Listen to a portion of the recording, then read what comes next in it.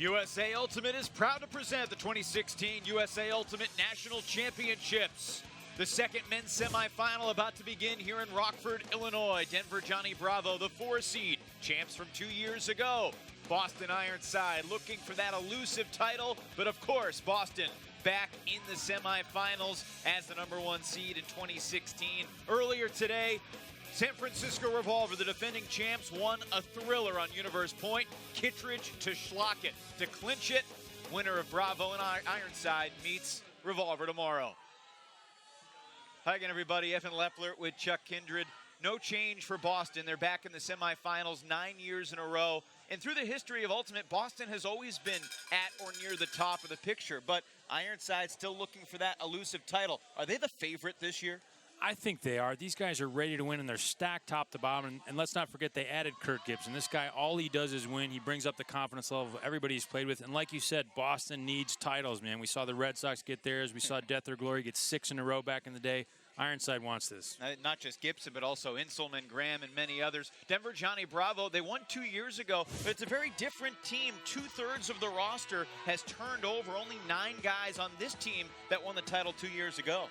It's interesting. They're missing Nick Lance, too, from last year, who I think is a big piece. But Stanley Peterson is absolutely unbelievable. And Jimmy Mickle, I think, is better than we've ever seen. I'm personally really curious to just see how much he can do against Boston. Well, it's felt like at times this weekend he's done it all. He's completely taken over. Yeah, he's on another level, I think. His throws, the complete package for him. He's great in the air. He's fast. He's quick. He's got incredible throws, great breaks, great deep shots from both sides. I really don't think there's anything he can't do. I'm just wondering how much he'll come up a level for this game. Playing again for his college coach, Jim Shetler, who coached him at University of Colorado, takes over for Bob Cryer this year. Josh McCarthy has led Ironside in a lot of big games, and they're still looking to win the biggest one, but they come in with a lot of confidence, and they have just an incredible array of talent on offense and defense. But similar to the way Jimmy Mickle has taken over points for Bravo, Kurt Gibson has done the same for Boston. He has, and it's hard to say he's not the best player on the field when he wakes up and plays. You know, sometimes he hangs back a little like Bo Kittredge does. He's there when you need him. But, man, when you need him, he comes out and he just makes everybody look like they're in slow motion. No one in the history of Men's Club Ultimate has won 3 national titles with 3 different cities. Kurt Gibson could do that if Boston wins the crown this weekend. They're thinking about a date with Revolver, but first they got to take care of Bravo, and it's not going to be easy. Expecting a great crowd, a tremendous electric atmosphere under the lights here in Rockford. Bravo and Boston coming up.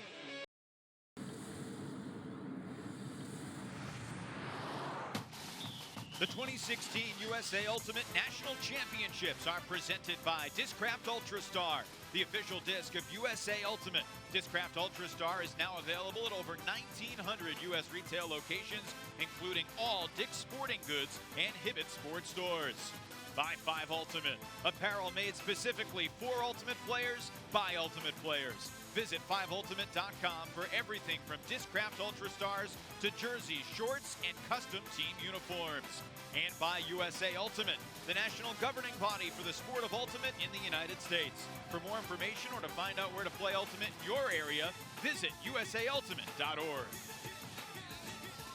A lot on the line for both these teams tonight. Denver Johnny Bravo will begin the game on offense.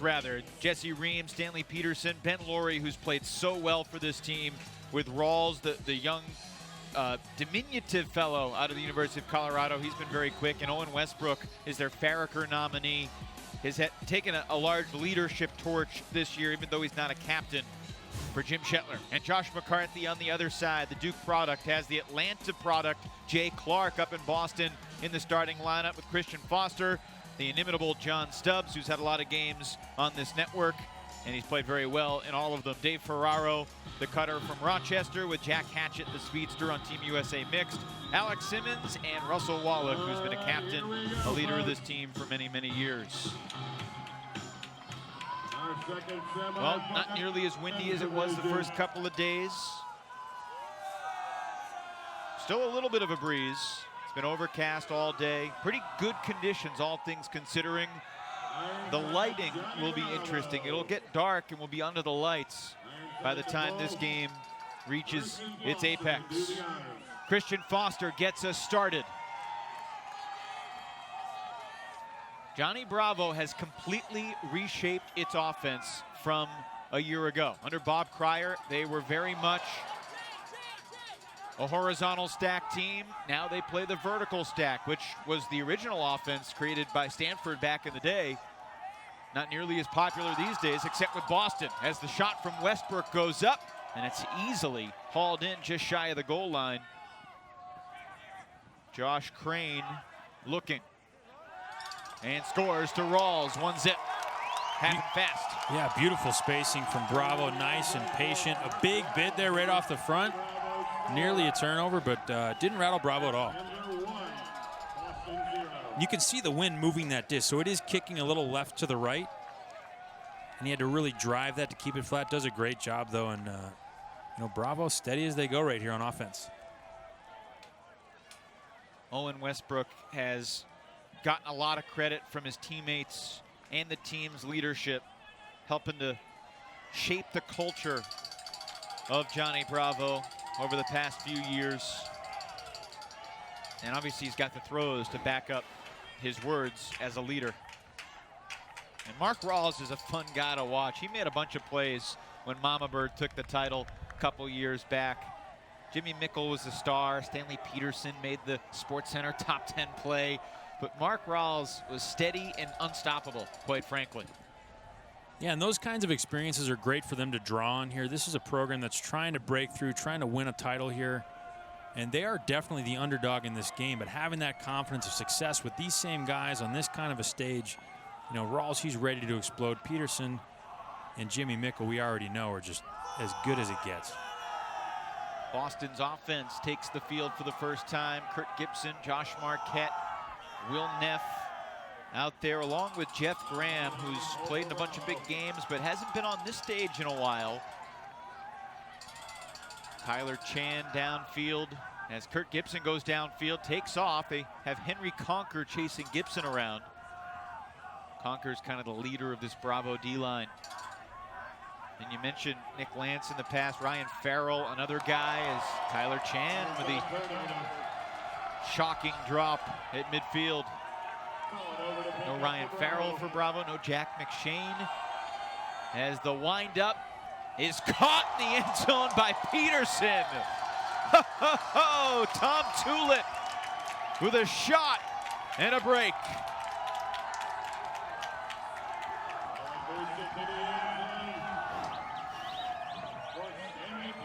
Look at this around backhand. Had to just somehow construct an angle for that throw. And Peterson goes down and gets it, absorbs a little contact, but he's none too happy to make this catch. Tom Tullett, some Ultimate fans may remember him from the U.S. Open a couple years ago, playing with Melbourne Ellipsis. Tom is from Australia. Has played for the great Australian club team Colony for many years. Was a star for Team Australia at the World Ultimate and Guts Championships in London this past June. And a couple months before that, he was in Manila in the Philippines with Jimmy Mickle at the Manila Spirits Tournament. And they basically, at a bar one night, as Ultimate players are apt to do, had a conversation. Hey, Tom, you should really come and play with Bravo. Oh, mate, I don't know what I can do. Sorry for the terrible Australian accent. That was pretty good. I shouldn't have done that. But a couple months later, Tom Tullett sends Jimmy Mickle a Facebook message. Hey, were you serious about that, or was that just, a late-night conversation? And here he is in the semifinals of Nationals, launching bombs. Yeah, what an honor. And for him, I mean, what a special experience this is. He's spent the last couple months in Denver, which is not a bad place to spend a few months. And Tullett has really taken charge of this D-line as one of their primary handler cogs. So Boston broken. The offense hasn't been broken more than twice in a game the entire tournament. It's one of the reasons why they're undefeated. Just barely. Squeaking by Prairie Fire of Kansas City in their opener, a game that Prairie Fire really should have won. Yeah, Prairie Fire looked really good. They have some real top-tier talent. And I think, in this semifinal, you can see kind of the tightness produced by being the favorite in a game like this.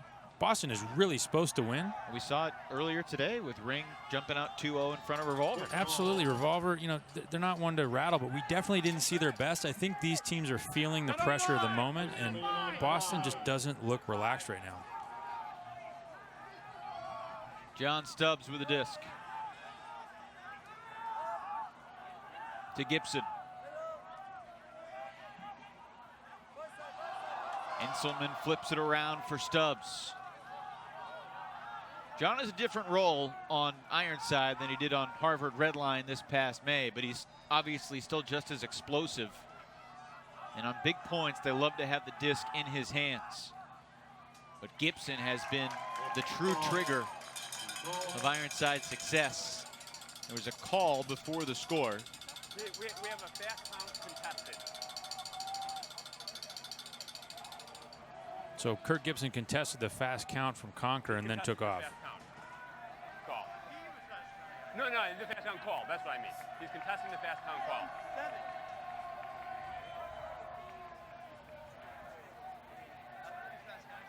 I understand.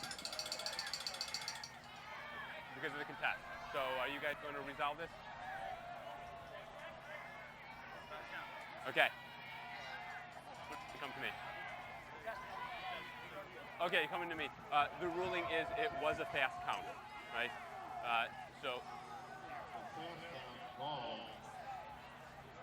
It's a fast count that's being contested, no, so wait, it has to resolve. It was a fast count. It was a fast count. It stays here. My bad. So it's going to come back Okay. to back 2 throws essentially. So Jeff Graham will have the disc just shy of the goal line.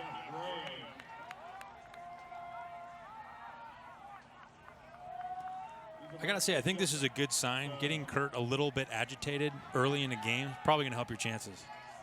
It's an interesting point, but I don't disagree with you. Scuba to the end zone for Stubbs. But back to your point about Gibson. His body language during a game is unique to him.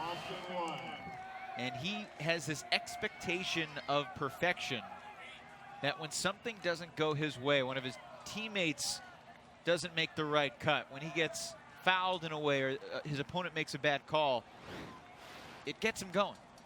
It does, you know, and you're right, he expects perfection. He trains for perfection. I remember hearing people talk about when he went to Florida in college and how he just completely changed the way they prepared to play. And they were the most fit, athletic, fast team in the entire country, and they won a title. And it was part Kurt Gibson and probably more so his college coach, Kurt Dahlenberg, who's on the sideline here in Rockford supporting Ironside.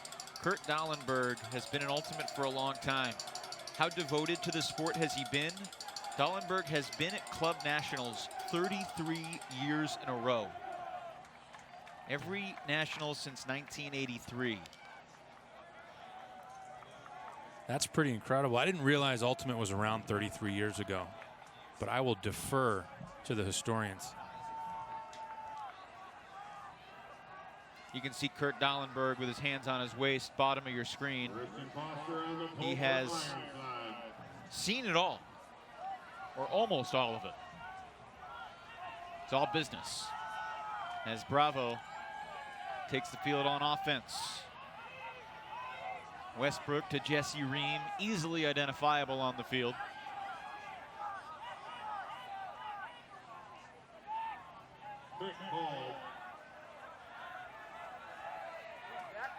Let's look at some of the matchups here, Chuck. Foster on Ream. No, I heard it. You said 4, and then it was called. Yeah. And Russell Wallach on Jimmy Mickle. Rusty Ingold Smith chasing around Mark Rawls.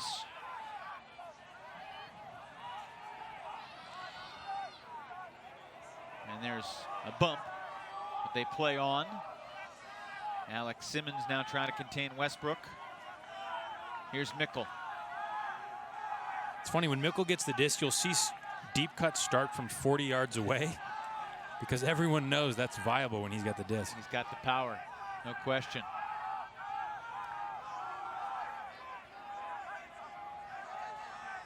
Mickle drops the hammer. Austin Gregerson to Mickle. Takes the shot. How about that? Bullseye. Mickle to Laurie.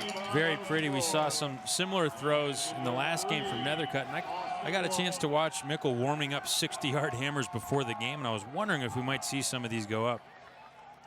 But look at that power. Lets it turn over and flatten out, puts it right, just a step inside the sideline. Nothing the defender can do here. 2 years ago, Jimmy Mickle put together an unprecedented year in which he won the Callahan Award as the top college player. He won a college title.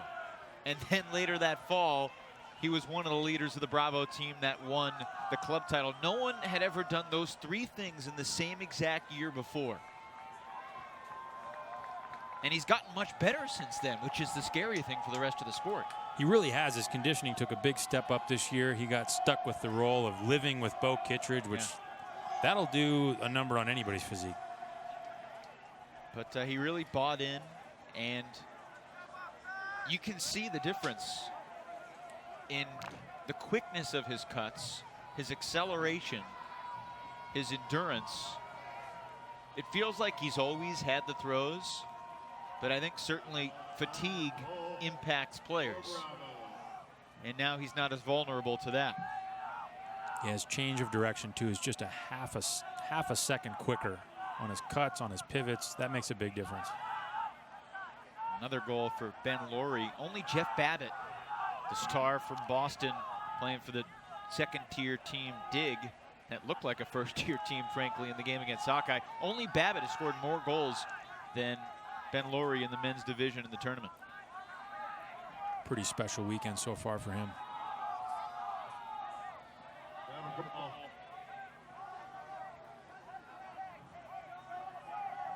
So really, there was a discussion that ensued over whether or not a call occurred. Okay. So, all right. And did you stop playing? Are we keep? All right. All right. So, are you guys going to resolve this?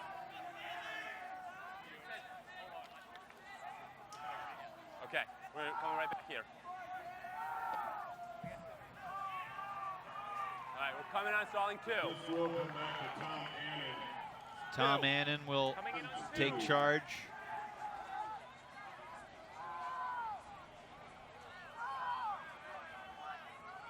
Conquer on Gibson again.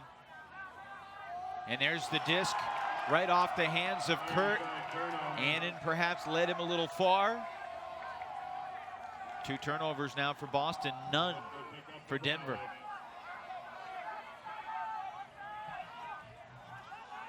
Peterson. Neff on the mark. Oh, I'm not sure how he got that throw through. Cleanly caught, though, by Denny Beaches. And now it's Tullett once again.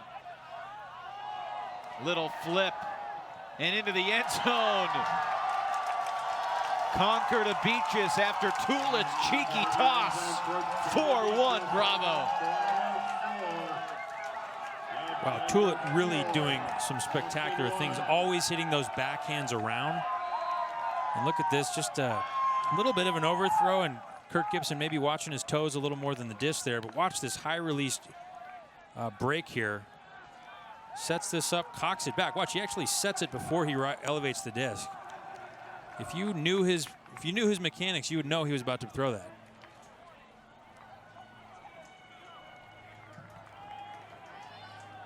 But I feel like Tullett with a forehand mark is trouble.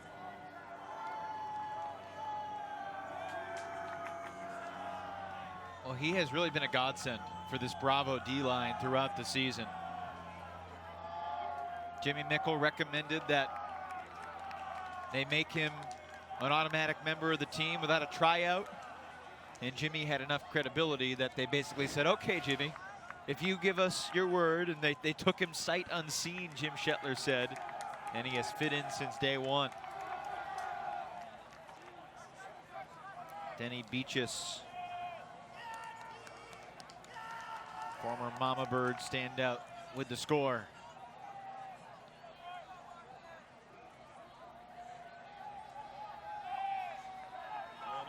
Biggest deficit of the tournament for Boston Ironside.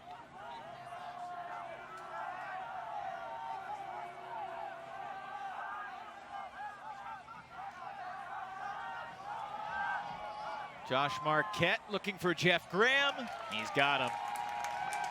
Pretty throw down the line for Marquette. Just great shape, perfect amount of power on it. And that's big for Boston. They've looked nervous. They've just looked a little tentative with the disc. This is easy peasy offense for these guys. Sets up perfectly, closes out on this, no contest from the defense. That's what they need to start doing. Josh Marquette, 37 years young. The oldest member of the USA Open team that beat Japan and won gold in London. Jeff Graham, well, he's not exactly immune to the gray hairs of old age, although he said he's feeling great. Jeff, 35. You know, Josh Marquette a couple days ago here in Rockford was sporting a mustache that really was unlike anything I've ever seen. It was monstrous. And then on Friday it disappeared. So I had to ask, what's the deal with Josh Marquette's mustache? And it turns out it was the result of a wager that he and Trent Dillon made in London over the result of Game 7 of the NBA Finals. Trent took the Cavs, Cricket took the Warriors, and in a big room at the University of Hertfordshire in London, I was fortunate to be with many members of Team USA watching that game. It was incredibly exciting. It started, I think, at 2 a.m., 3 a.m. local time. And, well, the result of that was Cricket had to grow the mustache through the end of pool play at Nationals. He said it's really made his personal life, his professional life, a little difficult over the past few weeks and months. I'll bet. Lose the job, girlfriend breaks up with you, family doesn't invite you to Thanksgiving dinner. A very physical bid that we just missed there from Dean. Nickel airs it out. Austin Gregerson read it, but he was contacted. And, well, it's the first turnover for Denver. Yeah, and a lot of contact. You know, on the undercut, Dean bodied up the receiver, and we see lots of contact here again. Throw goes up. Geez, I don't know. How is that not a foul? I mean, obviously he had a shot at it, but contact that affects the play? He didn't call it, so we play on. He's a good man.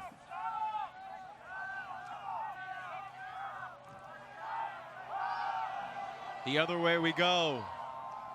Ferraro makes the grab.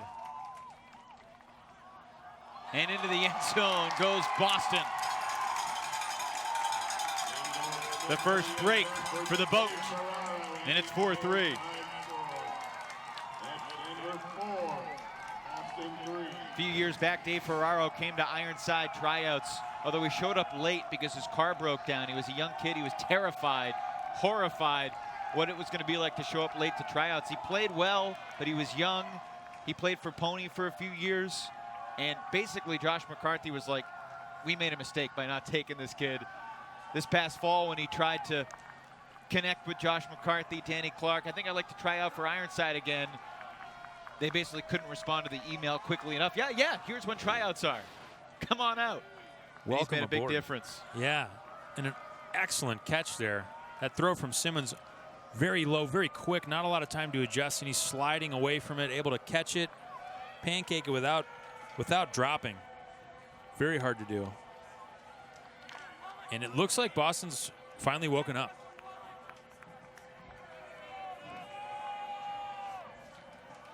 Well, Boston went undefeated in pool play, but it wasn't easy. The first game in the win, 9 a.m.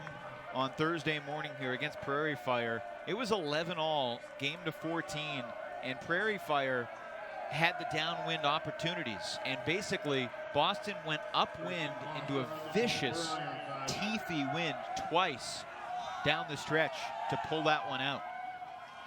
Oh, this is dangerous if Rawls touched the disc. Now that's interesting. How could he have not touched that?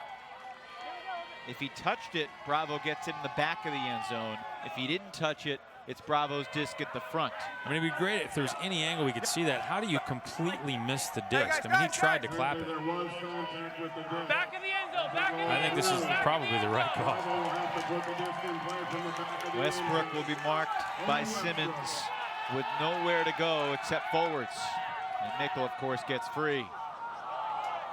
The crowd wanted Jimmy to let that one rip. Everybody wanted that one to go up. And we're getting what we were hoping for. Gibson against Mickle here. Talk about two different physiques. Both can do everything, power from both sides. One of them's a lanky salsa dancer. The other one's Jimmy Mickle. He's more of a middle linebacker. Yeah, he is.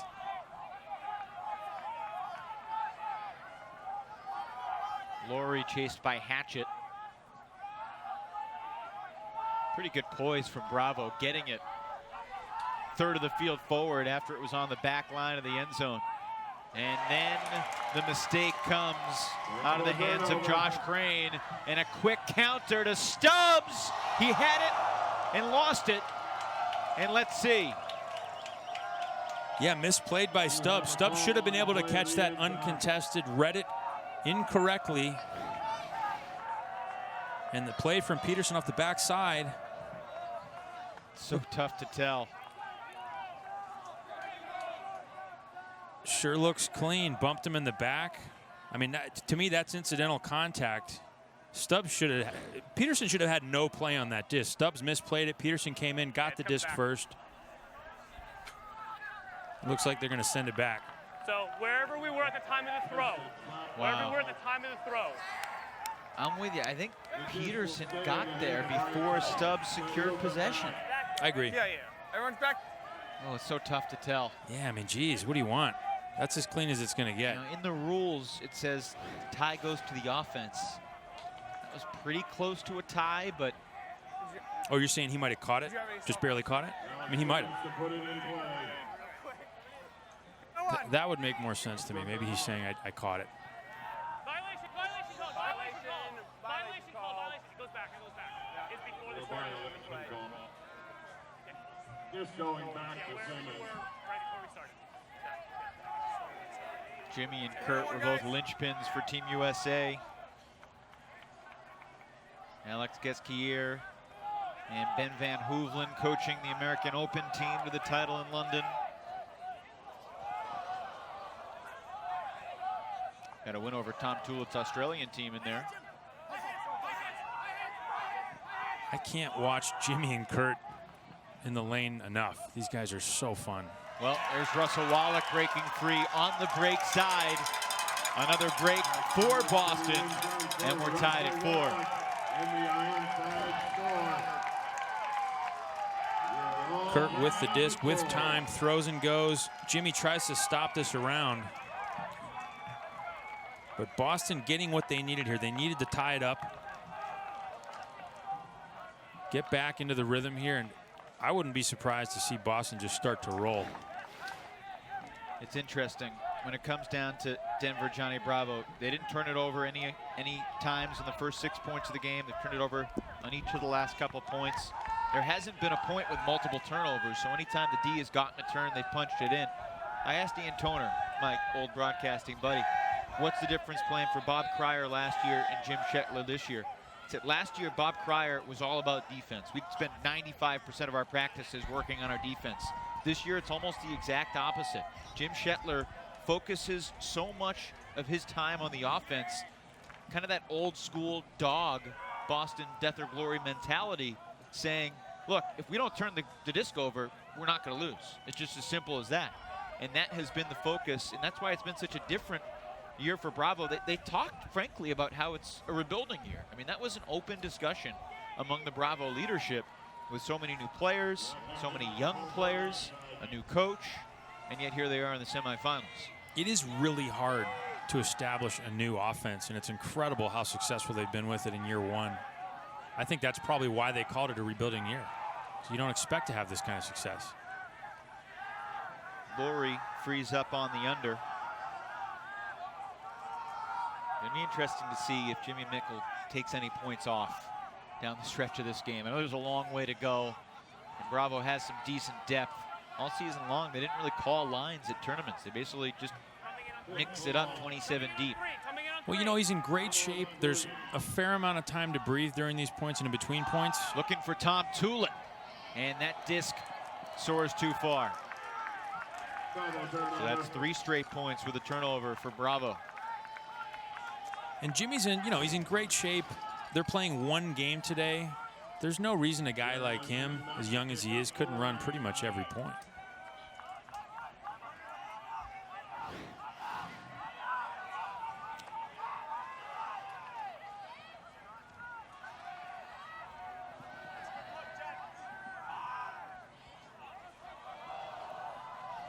Inselman caught it but could not stay in bounds.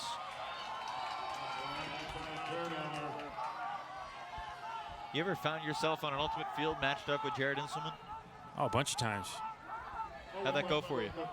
Not great. Might as well not have even been on the mark. You're not the only one to get broken by Jared Inselman. Yeah, he's a tough guy. Been doing it forever. A stalwart on ring.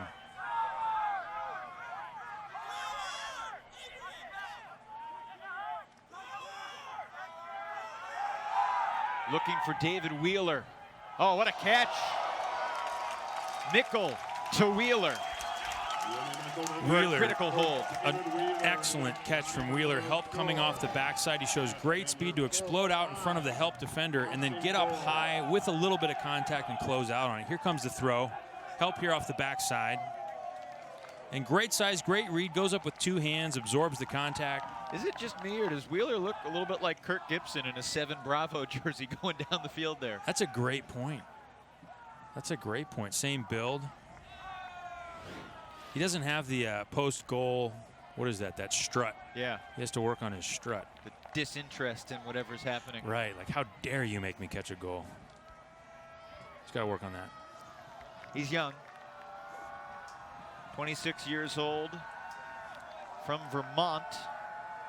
Played with Jeff Graham on the Ghosts, a mixed team that went to Worlds a few years back. Incredible team, very talented. And that's only his 4th goal of the weekend. That's impressive. Primarily played defense. 5-4, Bravo in front. You know, it's interesting. Every year, Bravo seems to miss Revolver at Nationals. A couple years ago, it was looking like that way, and Goat knocked off Revolver. But Bravo this year, pretty seamless effort through pool play. Played really well against Machine, winning 15-12. And Double Wide gave Bravo a pretty good battle. Gotta give some props to Double Wide because they looked sloppy against Sockeye and Revolver. And then they turned it on, beat Patrol, and then obviously knock off Madison Club, which was a big surprise because they had high expectations. Well, and that's an interesting scene at the moment too. Hip comes along, pulls a lot of talent, beats them at regionals, and you think, man, is this Double Wide's last gasp here? But then they do what they do. They come out and play big in the biggest games. Just 4 years ago, Double Wide won it all, but things have changed as the shot goes up to Graham. Neither observer was really clear there in making a call whether he was in or out. Yeah, I thought he was in. Very close. And we'll stop. Yeah, I thought he might have been in. Let's have a look. Shot goes up. Really nice throw. Hits him in stride. Okay, foot was definitely out. But neither observer really signaled that he was out. Both Right. observers just kind of looked at each other as Boston pumps it into Capinos. Turnover, free hold for the gentleman from Beantown. So 5-5. This is about the best that you could ask for.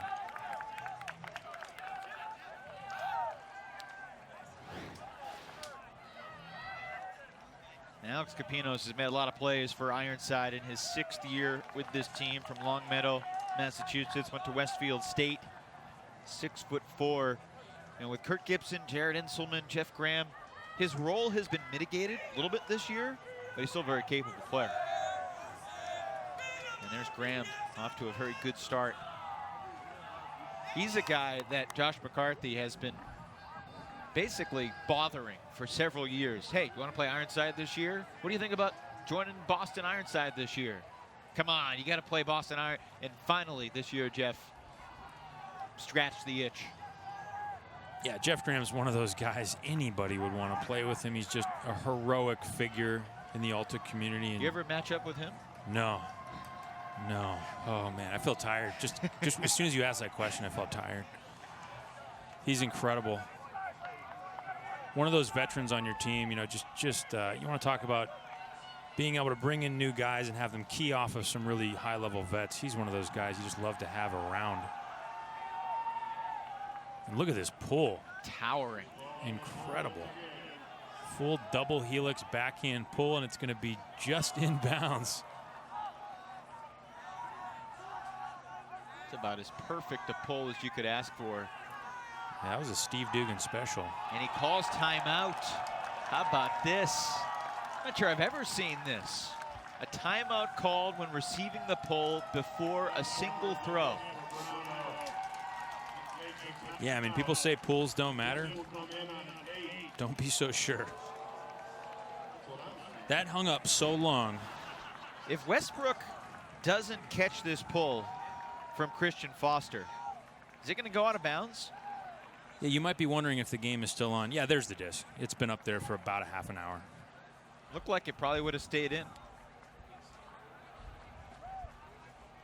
Yeah, I would have let that landed just in case it was out. It's already been like 10 seconds. Because if any part of the disc hits the painted line, right, out of bounds. Right. Just so here you're just thinking about a quick reset, right? Yeah, just get it moving. I'm not too worried. I think stall. What is the stall at 6 or 7? But yeah, immediate reset. You're not in the back corner. You should be able to get a reset pretty easily here. And, you know, there's not a lot of wind either. So if you need to go over the top, you need to break the mark, you should be able to do that. Well, when you need a reset, you just put Jimmy Mickle in space. Russell Wallach will have a tall task, but he's made a bunch of big plays in his career.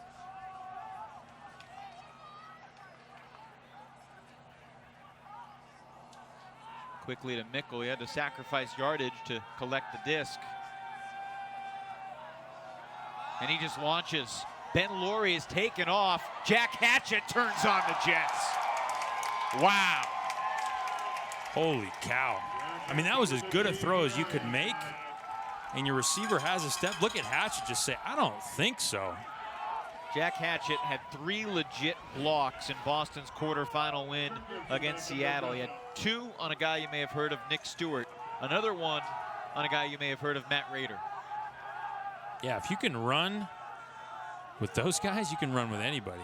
And we just saw it there. That was a foot race that he won and got the D up high. Another turnover for the Bravo offense as Gibson launches. Hatchett spins around and tumbles down. Oh, looked like he was playing Ring Around the Rosie. Wow. Look at this throw from Gibson. I mean, you almost can't believe he's going to throw it. He's so far downfield already. Nice job by Rawls of just making him commit, making him see the disc too early. Well, that's a helpless feeling for a cutter. Yeah. We've all been there.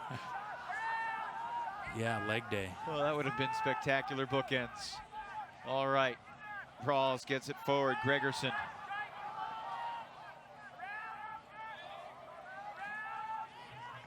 Somebody throw it deep to Jimmy.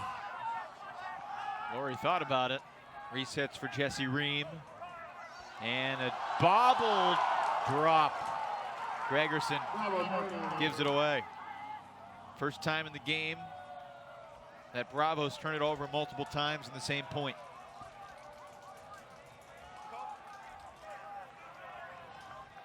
Foul on the throw.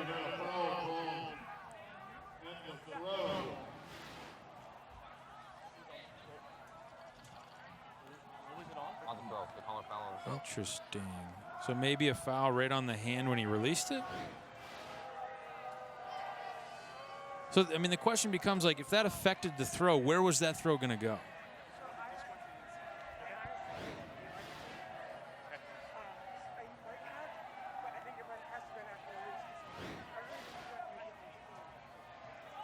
I didn't feel it, and I I feel like it had to have been after the contact. So it was right after release. I'm going to observe it. Okay.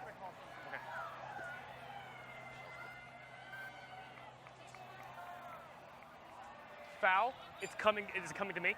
Coming to the observer. Not a foul. He did not. He didn't. All right, guys, ever sit put. Stay right here. Stay here. Yeah, I think So that was it's the going right to be a call. ground tap, and then we can start playing. Right, ready. It's back here. This is back here. No, it's on the ground. It's on the ground.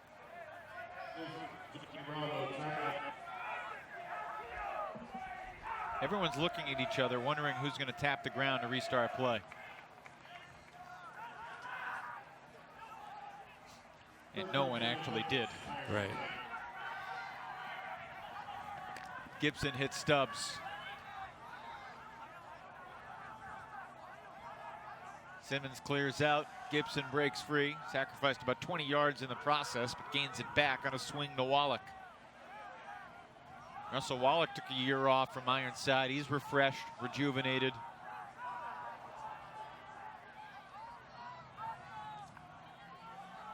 Alex Simmons, one of the captains. Squeezes it through to Kurt.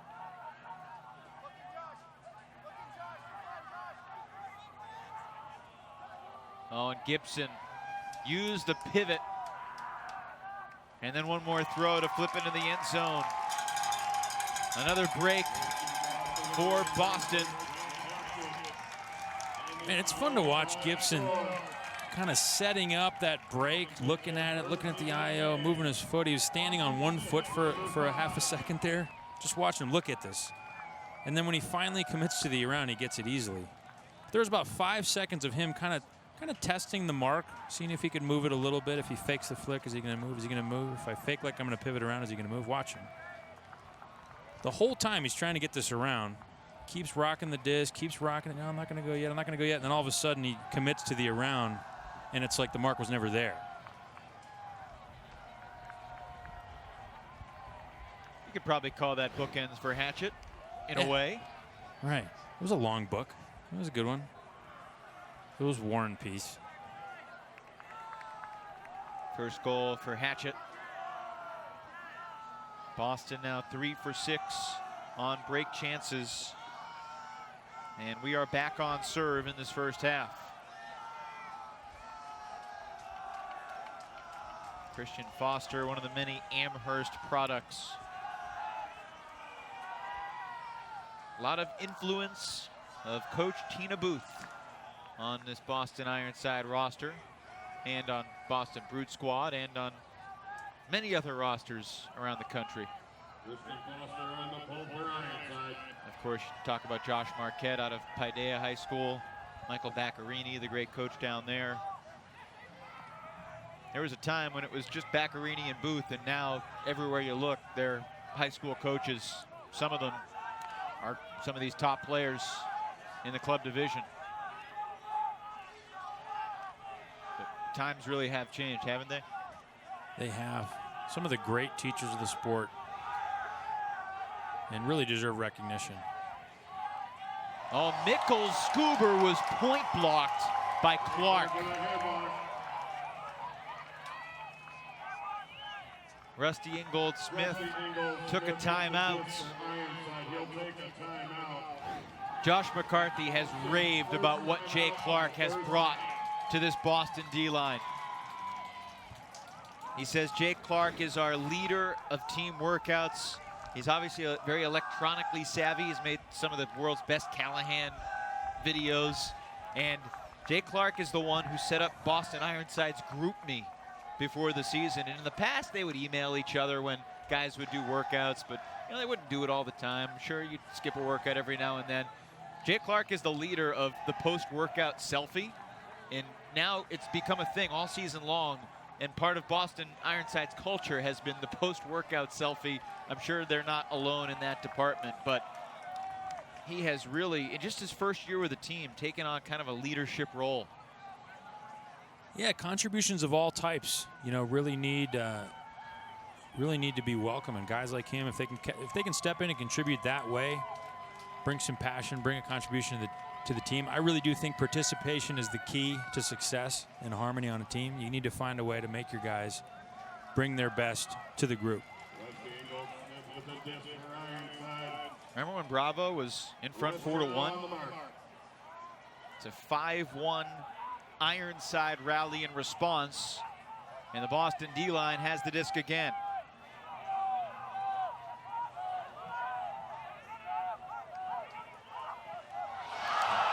They give it right back as Tullett gives up the body.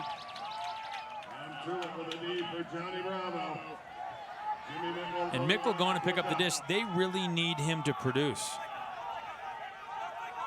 You know, he got point blocked on a scuba on this point. In the middle of a blitz from Boston, they need him to steady the ship, make the throws. Peterson's going. Conker's also going. There's a pack. Oh, and over the top goes Clark. This is the Jay Clark show starring Jay Clark. And no one else.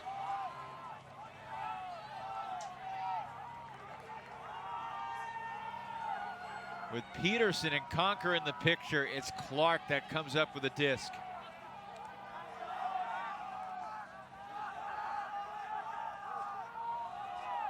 Here we go.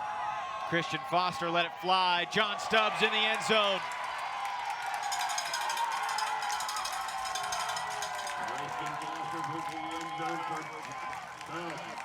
Boston really looking like the 1 seed right now. Took them a couple points to get going. But here's the deep shot, and watch Jay Clark just climb the ladder and group me those two guys. Well said. And the shot goes up. Look at the angle of this throw. Make sure that it blades over the shoulder of the defender. Almost touched. I mean, you can't see from that angle how close the bid was. It was Beaches, I believe. Yeah, great play by Beaches. It's so hard to locate and then get a bid on this. He was really close. That is their second timeout of the first half and their final timeout of the first half. But I mean, that's, you know, when you're getting top production from Clark, and then you look down the roster that Boston Ironside has. I mean, they've got 10 legitimate kind of marquee players on this roster. No question. And then you got to worry about the young up-and-comer just destroying you on a couple Ds. 2 Ds on that point. Clark out of Tufts and Georgia Tech, played for Atlanta Chain Lightning in the past. A rookie on this Ironside team as Bravo took the timeout. Is that a neck tattoo? It does appear to be what you suggest. I wonder if that's permanent. Maybe he works on the docks. He's got to hold on to what he's got. Right. That's bold, right?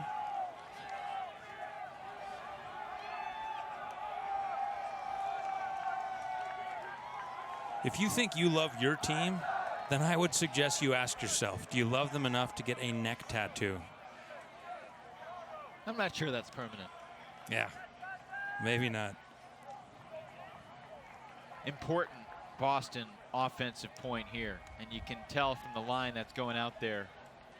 Tom Tullett, largely a defensive player, out there with Crane, Mickle, Rawls, Westbrook, Morgan, and Laurie.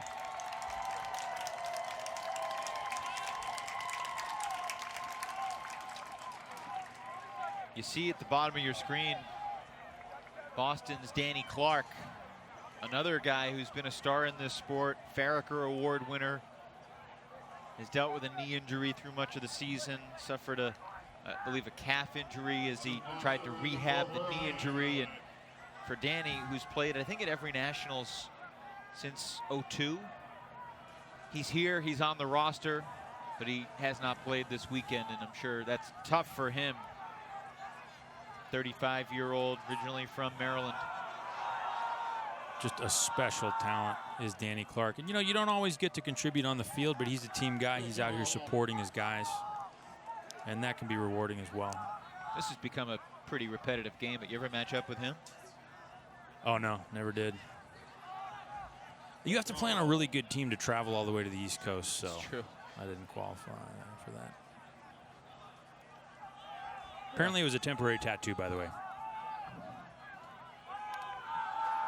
you're a humble fellow, but you played on a bunch of teams that did some damage in this tournament. Well, this is the show, you know. I mean, there's a lot of tournaments throughout the year. There's different leagues. There's different even governing bodies. But for me, if I could win one tournament in the year, it's this one. This is the big show. Everybody's ramping up to this. And I think people would know about your playing prestige even more if you didn't suffer that unfortunate injury last year right before Beach Worlds, because you were on the USA Masters team. You got a gold medal to show for it, even though your really sole contribution was playing the fiddle over your You guys group want mate. to send it back, or do you want to come to a rolling? Go there. I say, you guys come from me to rolling. Okay, you're rolling. It's a foul. Come back. Fair to say you were the Group Me All-Star for the USA Masters Beach Worlds team in Dubai? Okay, coming in on I 5. did perform the Coming national in on anthem for the 5. guys before the finals. It's got to count for something. Yeah, what an honor. Playing for your country, just an absolute honor. Oh, Mickles' throw snuck through to Westbrook. And Westbrook looking for Laurie. It was poached and then caught somehow by Laurie after it was deflected by Ferraro. That is so hard to do. One great play deserves another. Yeah, watch this. Somehow able to locate it, tap it, and then the full extension layout grab. It's insane.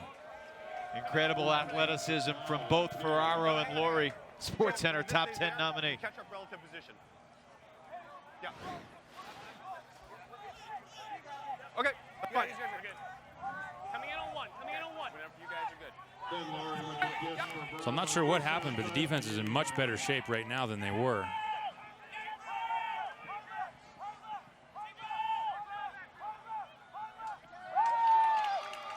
Tulip to Laurie to make it 7-6.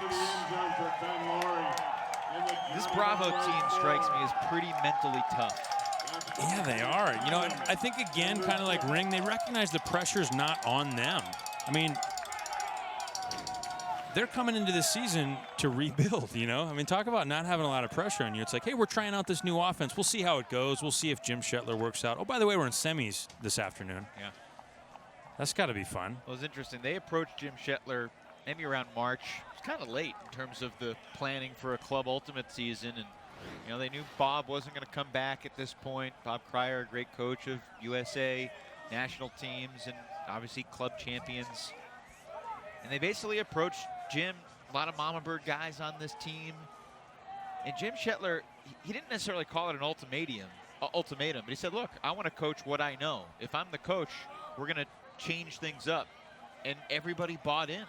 And also, we're playing football. You see Jim Shetler always carrying a football. He loves to throw the football around. He's an interesting guy. I mean, he was, for those who don't know, I mean, he won the college MVP at Stanford. This guy was an absolute beast. Callahan in 1997, I believe. Yeah, just incredible. When I moved to the Bay Area, I tried out for Jam. He was on that team, and basically I was told when I got cut, inevitably, that in order to make the team, I would have had to beat Jim. You had to guard him in tryouts, Yeah, right? it was a total, it was so much fun. But, I mean, that guy, you don't want to guard that guy. I think he's really enjoyed re-entering the realm.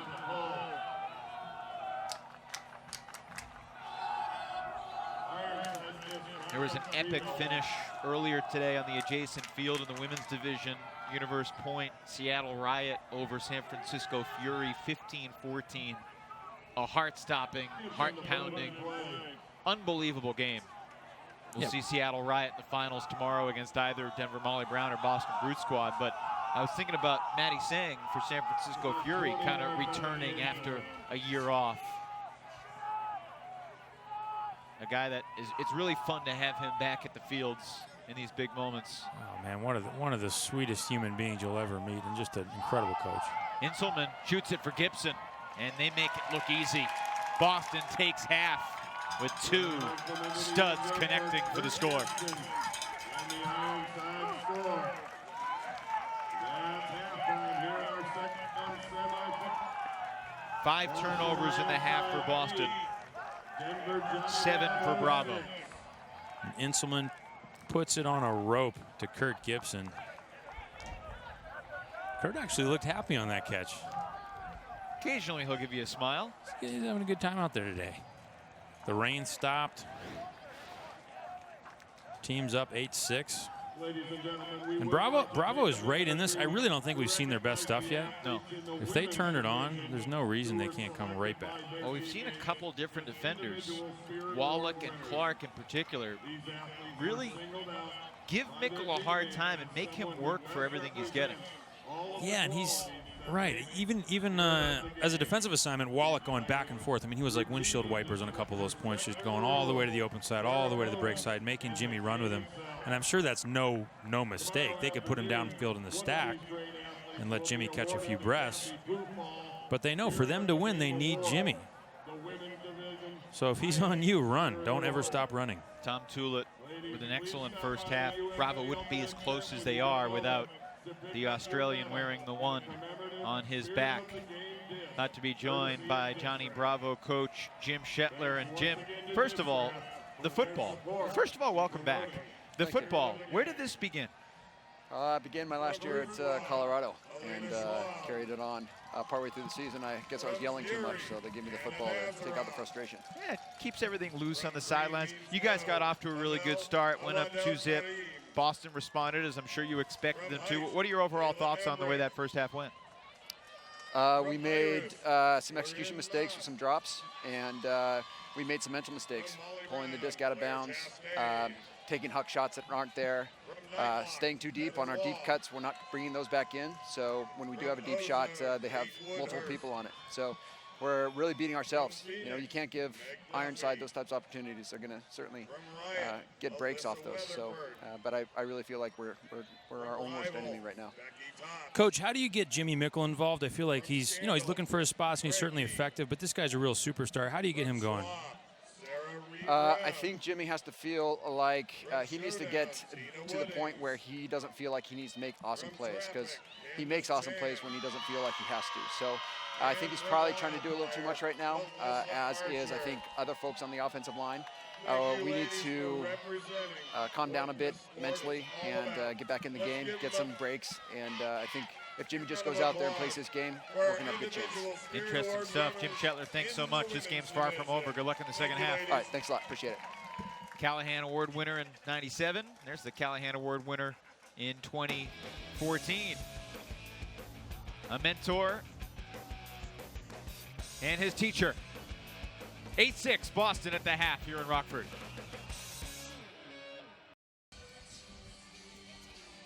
Boston Ironside, the top seed at 2016 Club Nationals with an 8-6 lead in the second men's semifinal.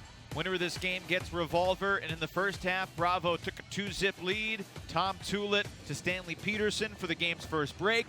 Bravo fired up with Jimmy Mickle leading the way, but then things did change as Boston switched momentum entirely. Yeah, Boston sort of settled in and kind of woke up. Great work from Tullett early. See him breaking the mark with those around backhands, high release flicks. But then Boston comes on here, starts doing what they do. They've got such incredible talent and great speed, and start making it easy on themselves here.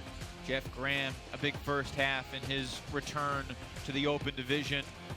How about this backhand shot? Yeah, Simmons did not put a lot of air on that. Ferraro able to adjust and make a great play there. A new addition that's really contributing. Dave Ferraro has really been one of the more unsung additions to Boston. Russell Wallach returning. I mean, Boston has put the pieces together for this year. And Jack Hatchett, I mean, he's just an old staple of this team's defense. So athletic, able to just outrun his guy on a throw that was in a horrible position for him and get the bookends. And then there was the Jay Clark point. Yeah, Jay Clark comes in, point blocks, a scuba. And then after Tullett gets it back for him, deep shot goes up, and guess who climbs the ladder and just says, no, you're not Stanley Peterson's going to get this, right? No. Oh, no, that's Jay Clark, the group me guy. Conker was in the area too, but neither of those Bravo standouts could make the play with Clark. And at the other end of the field, Beaches comes up shy as John Stubbs hauls it in. Yeah, Boston really starts to punish Johnny Bravo here when they get the turns. A lot of looks deep right away, and Jared Unselman making a perfect throw. Nothing new for him to Kurt Gibson, who's having a nice little end of the first half here. Tongue wagging, feeling good. I mean, the thing about guys like Gibson and Mickle, for that matter, they could be your number one handler. They could be your number one deep threat. They could be your number one dump. They're that versatile, and they're great guys to have. 8-6. Boston leads Bravo. We'll talk to Josh McCarthy when we come back.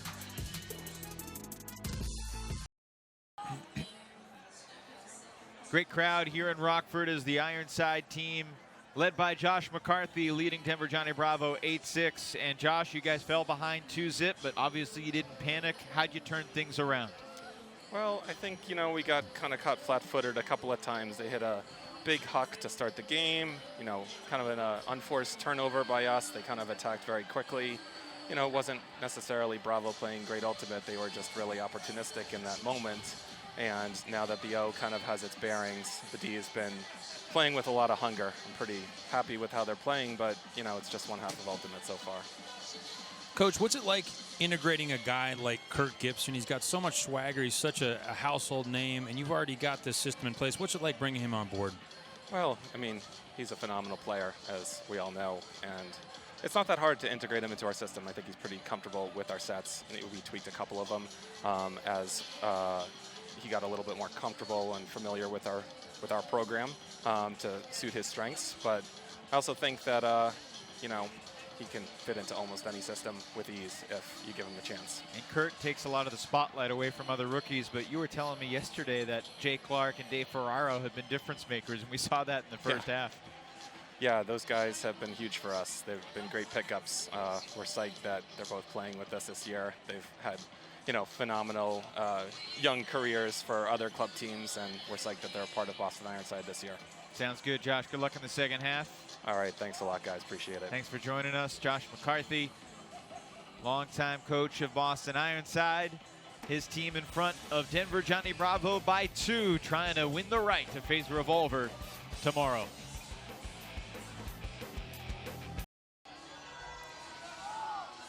Quick recap of the first half scoring. 8-6. Boston leads Johnny Bravo. And you see Jimmy Mickle's name down in the assist category. Obviously, Boston has spread the disc around. What do you think about Jim Shetler's comments that Jimmy's been trying to do a little too much? Well, it kind of makes sense when you look at Mickle's demeanor and how he plays. Like, he's one of those, he wants to be one of the group. He wants to just kind of pick his spots and play and have fun. He's a loose guy. Like we saw him in that paint commercial with Bo Kittredge. He has a hard time putting on the villain face. He just likes to play, likes to have fun, keep it light. And I think that's what he needs to do. He needs to find his happy place. There is the young man from Golden, Colorado. See his twin sister's team later tonight. Unfortunately, Christina Mickle is out with an injury. But Molly Brown versus Brute Squad. Another edition of Denver versus Boston later tonight. Certainly the Denver-Boston rivalry in lots of sports has been good. Patriots, Broncos, Red Sox, Rockies in the World Series 9 years ago. Tom Tulin on the pole.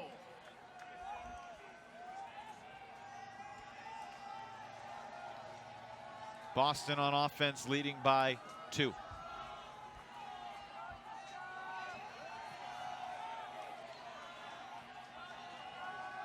Got to keep tabs on how many points Mickle's going to play in this second half.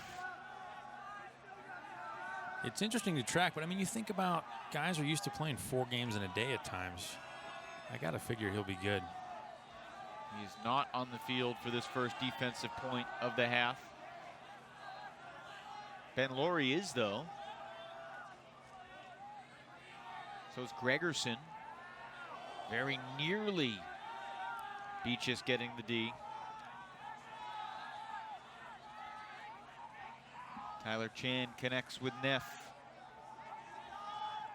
Bigger part of that was Inselman. And now Gibson shoots it to Stubbs. Got him. Tells you what Boston thinks of John Stubbs, playing him in the first 0 point out of the half. 9-6. And that was a really nice point from Boston. Good pressure from Johnny Bravo, but at no point did you really see panic from Boston. Great pressure off the back there. Inselman gets the disc. And just nice and steady. Kurt sees something he likes, sees Stubbs with a step, and says, I'll trust him to close out on this one. Stubbs beating his Team USA teammate, Henry Conker. John Stubbs is a late addition to the U.S. team. When Bo Kittredge got hurt, John Stubbs was added. Bo liked to say that, look, it's my good knee. And he pointed to John Stubbs. Bo can get away with comments like that, I think. Haven't seen a lot out of Will Neff. Well, he hasn't needed to stand out, certainly. Another former Callahan Award winner, University of Michigan. Yeah, just a superstar player. But I mean, you forget when you watch Boston just how many of those guys are on this roster. They're a scary team. I mean, when they're focused and they're playing well, they're just terrifying. Another beautiful spinning backhand pull. Might have gone out the back, but Bravo plays it.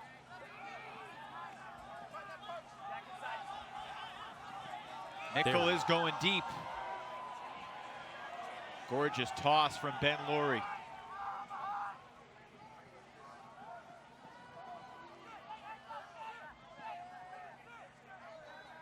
Jimmy surveys, and a pick was called.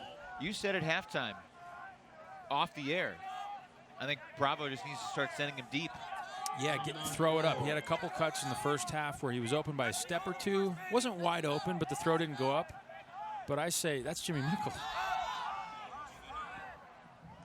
Nickel picks up the assist. And that's good. Look, he's having fun. This guy is just one of the premier deep threats in the game. I know we like to see him as a quarterback, but this throw goes up. They see Jimmy with the step, and they say, go get it, big fella. Does this one with his legs. And I think this can only help. You know, it's as a guy who's played downfield catching goals and a guy who's thrown goals, I think if you want to just loosen up, it's more fun. For me, it was always easier to go catch one. You know, when you're throwing, you're trying to calculate, you're trying to make a good throw, high percentage. You got to do all these. You don't think about going deep as much as you think about the throw. Yeah, there's a lot to think about as a thrower, but when you're going deep, you're just saying, gimme, gimme, gimme, gimme, gimme. When it goes up, you say, oh, it's time to eat, you know? It's much more simple. And this young man needs to eat. He does pick up the assist, but it was his role as a cutter that really created the point. Every year since 2000, Bravo's been to nationals. Some of these streaks are really impressive. But, you know, to get back to Jimmy going deep, what that does, not only, you know, at this point they're kind of giving him a step. They're playing him even, and he's too good to be really playing even. But until you hit that deep shot, they can keep playing him even. Now, if you hit it one more time, or maybe they've already made the adjustment, you're going to have Jimmy Mickle getting 30-yard unders. And when he gets to this 30 yards downfield with all his throws, it's all but over at that point. Any cut's going to work. And he certainly has the throws to hurt the opponent from midfield just as much as he does from the center handler spot off the pull. Good pull there from Bravo. And it's Gibson, marked by Conker. Mickle on the sidelines. Wow, Will Neff with 4 steps deep. Throw doesn't go up, though. Back to Graham. Tullett on the mark.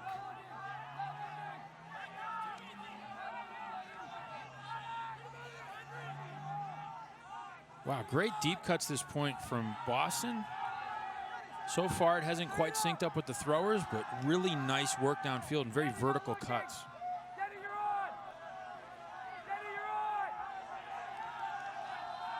Might be the best defensive point Bravo's played in the game.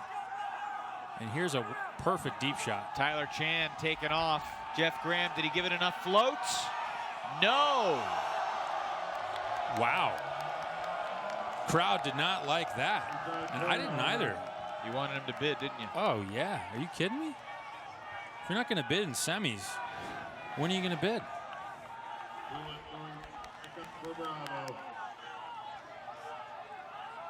Easy for us to say, but I was going to say it couldn't hurt. That's not true. It might have hurt. It could hurt, yeah. It could hurt. Big bid on the under, though. And Boston gets it right back. Josh Marquette, not known for his defense, comes up with the play and then dishes to Graham for the goal. Jeez, I mean, he looked like a superhero flying through the air. Big layout block and quick dish. Gets it back for his teammate. And watch him just explode through the lane here. Number 7. A mistake by Beaches, not really coming to that disc. Yeah, got to attack. That's big. Just when it looked like Bravo had a chance to get back within one. Josh Marquette won a title back in 2009 with Atlanta Chain Lightning. Marquette's had to change his role a little bit this year too. He's used to kind of running the show. And now with Graham and Gibson, things have changed, but he has certainly fit in. Yeah, and you know, it's worth mentioning there are some guys that can't make that adjustment. There are some guys that are much better as the big fish, you know, and other guys are just willing to do whatever it takes to win. You know, in basketball, you think Kobe Bryant versus LeBron James. Kobe's willing to do whatever it takes for him to look good. LeBron's willing to do whatever it takes to win. And you learn a lot about a guys when you ask them to play a role. Superstars just step down and play a role. One of the fascinating stories with the USA team and just the collection of talent that was all asked to take different roles. Guys that haven't been on a D-line really in their life say, okay, look, you're not going to play offense for us. You're going to play D. And excelling.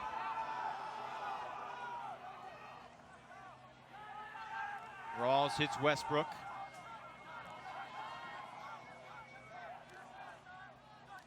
Now Morgan, marked by Simmons. Man, what Mickle is just looking to cut deep. Instead, it's Morgan for the score. Mickle kind of a decoy at that point? He might have been, you know, I mean, he's really setting up those deep cuts and coming underneath. I just think I'm really impressed with a lot of these Bravo cutters, and even, you know, on Ironside for that matter. They're setting up their cuts so well from such shallow space. And you can see here, Mickle in the front of your screen here cuts, and he's looking for that deep shot, doesn't get it, comes immediately under, and then watch from the right side of your screen this deep cut develop. And Morgan basically cut from the handler core. Right, all the way from the very, very shallow space. And, you know, sometimes handler defenders aren't ready for that. Looked like Simmons was caught off guard a little bit. Right, he's waiting for him to come back under. He's saying, oh, I covered the open space. Where's my help? Where's my help? But Jimmy Mickle clearing away and relentlessly running opened up that space for Morgan. That's right. You know, when that sequence started, Jimmy was in the lane. He did the right thing, which is cut deep. Anytime, you know, if you're Jimmy Mickle, cut deep first, then come under and get the freebie. But yeah, you know, if you're a young cutter trying to learn the right way to do things, you always make the hard cut deep. If you don't get the disc, you got to turn and make the hard cut under. And it's not so that you get the disc necessarily, it's so that the next cut can come. Great lesson to be learned.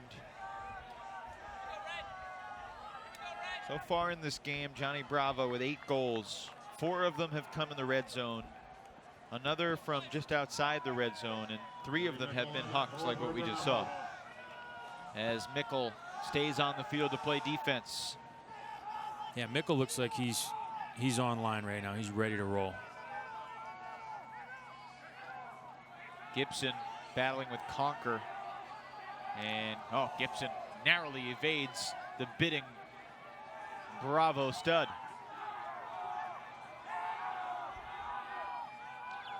Oh, goodness, that's dangerous. Unintentionally so. Hard to really blame Denny Beaches. But he's going to get the blue card for coming underneath Josh Marquette. Yeah, I think that's probably a good call just to set the precedent here. It's just dangerous. So It looked like Beaches kind of stumbled. I know. Yeah, the observer's basically saying it's a dangerous bid. Do you need to take an Obviously, it injury, wasn't or? intentional. Okay, injury. Marquette is going to step off the field. Red, you can sub also if you want. Red? John Stubbs is coming in. John Stubbs. Come on. Number 14, you're subbing in? Okay, it's coming in on 1. It's coming in on 1. Looks like Bravo will stay with the Downfield, you got Mickle on Neff.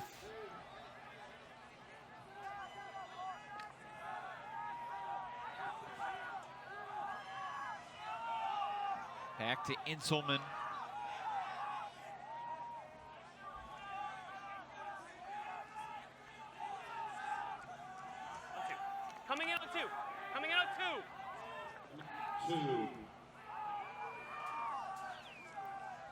No break so far in the second half. It was 8-6 at the break.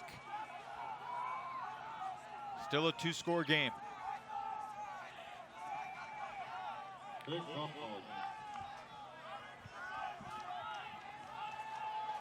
Kurt Gibson won a club title 2012 with Austin double wide. Okay, come in on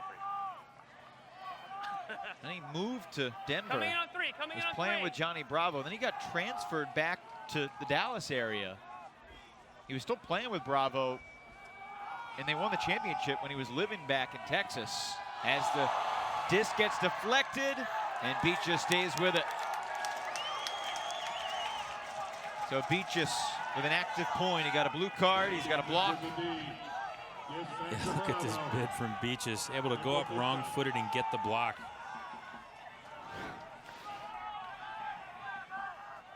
Tulit swings it, caught by Peterson.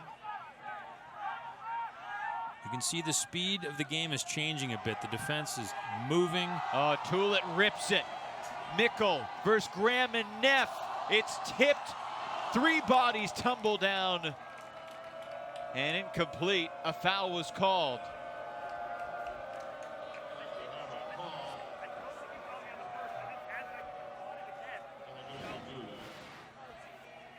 So here's the deep shot going up. Jimmy gets up early. Insane. There was contact down low. I think Mickle's argument was he has a second effort on this disc if Neff doesn't land on him. Or Graham doesn't land on him. Yeah, hard to argue.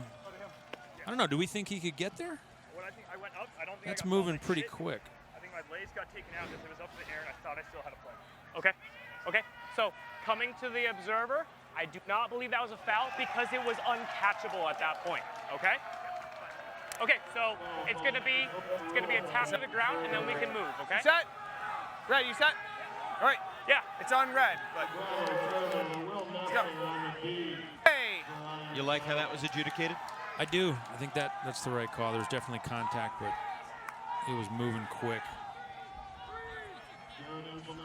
How about that throw? That was gigantic.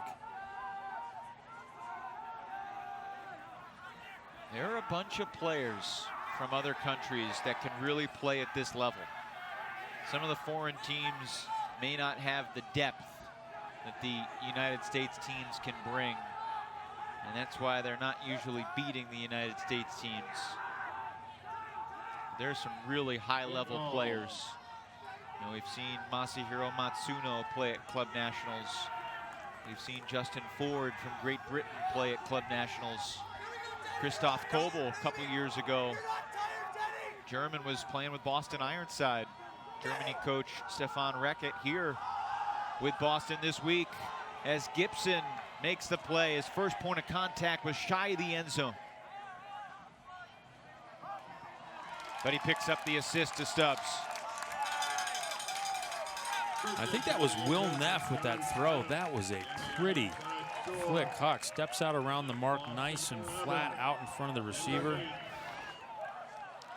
Will Neff with the big frame steps out around Jimmy Mickle and just drops this in. I mean, it doesn't get any better than that.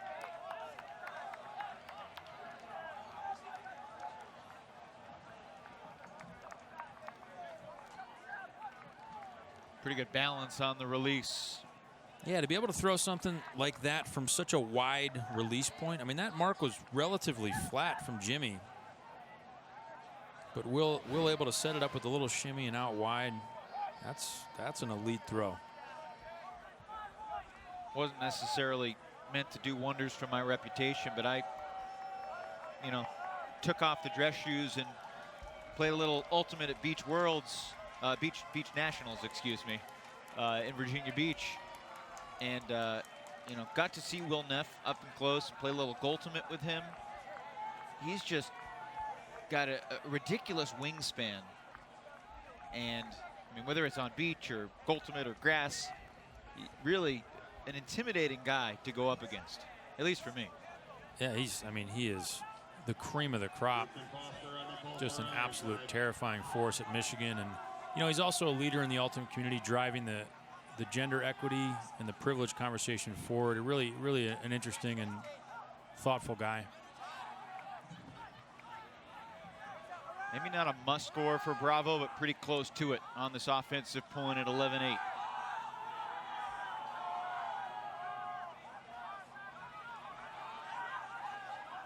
Laurie marked by Hatchett. Back to Mickle. Serving as basically a handler this point. He miscommunicated with Laurie. That huck was to nobody. Bravo turnover. Meanwhile, Westbrook, all alone on the far side of the field, had been poached for about 5 or 6 counts there. So a tough miscue there from Bravo. Lots of opportunities. They did not capitalize, though.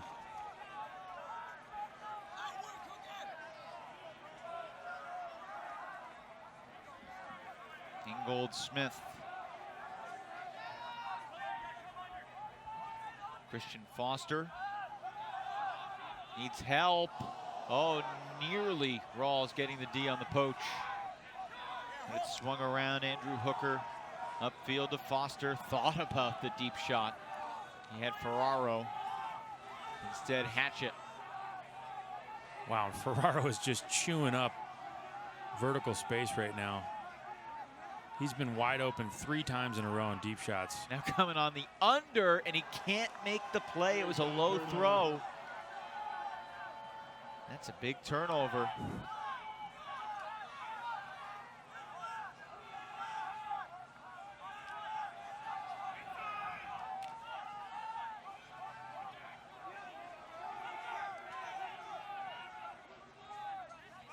Laurie up the line for Ream. I think both these teams are a little tired right now. They were cutting hard earlier in the point. See in the back of the end zone, one of the guys on Bravo was signaling maybe take a timeout here. Yeah, I think they need a blow. Mickle tries to score the point, and he does. A boomerang of a flick. Jeez. Just slicing it right around the defense to Laurie. Yeah, and what? So here's the under. After about 100 cuts, Ferraro gets open under and the throw's too low. And now watch, everybody's tired here in the red zone, trying to do the right thing. Jimmy Mickle catches it, kind of steps to his left and then throws that little around flick. He's just got such a command with the disc. There are certain players that are just, they have a feel for the disc that's just different. And I think he's one of those guys. Like, I would imagine he would be incredible, you know, as a freestyler in a MAC line. He'd be great at guts. Like, this is a guy who just understands the disc somehow. Well, there's that, and I think to go along with that point, his vision. I mean, he was looking to the opposite side of the field, but he has a great peripheral sense about himself. Saw that was the open space, and as you know, you've described it many other times with many other throwers, he threw Ben Laurie open right there. Right. Yeah, it's almost like that German offense. Like, you just be open, and when I throw it, go catch it. To a space on the field where you can get there before the defender. Right. You know, it's almost like as a cutter, you almost play it like you're in a zone. Always be looking at the thrower. Always be ready to catch. You know, that's kind of how you have to be with Jimmy, because like you said, he can throw you open. So it's 11-9 as Bravo converted that critical point. Out of bounds pull won't excite Jim Shetler too much.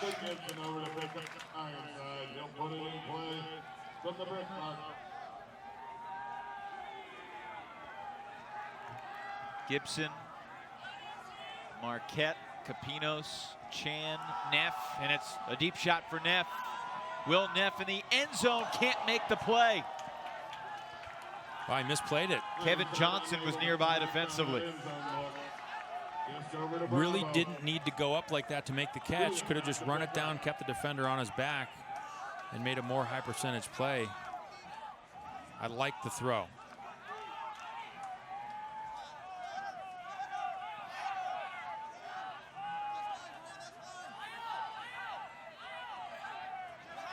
Peterson. My former color analyst Ian Toner on the field here for Bravo in the 9 shirt. He's running hard. There's Ted Barnett. Back to Tulit. Feels like with this line for Bravo, Tulit has to be almost an every other kind of guy. Yeah, he looks up to it, though, doesn't he? And he takes a shot. Not nearly enough pace. So he's great at hitting that around backhand. I'm not so sure he can huck a backhand that doesn't turn over, though. We've seen all of them turn over, and not necessarily because that's the best shape for the disc. But, you know, sometimes that's a struggle that a shorter player stepping around marks will have. But I'm not so sure. Why wouldn't you just flatten that out? The mark was not in the frame. But it's like when he throws full power shots, they just turn. I said not nearly enough pace. What I really meant was not nearly enough float. Right, plenty of pace. Too much pace.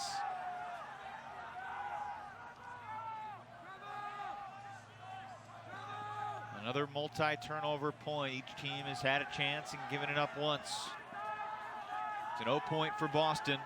Mark Vandenberg, the star at College Nationals, gets it to Jeff Graham and Tyler Chan.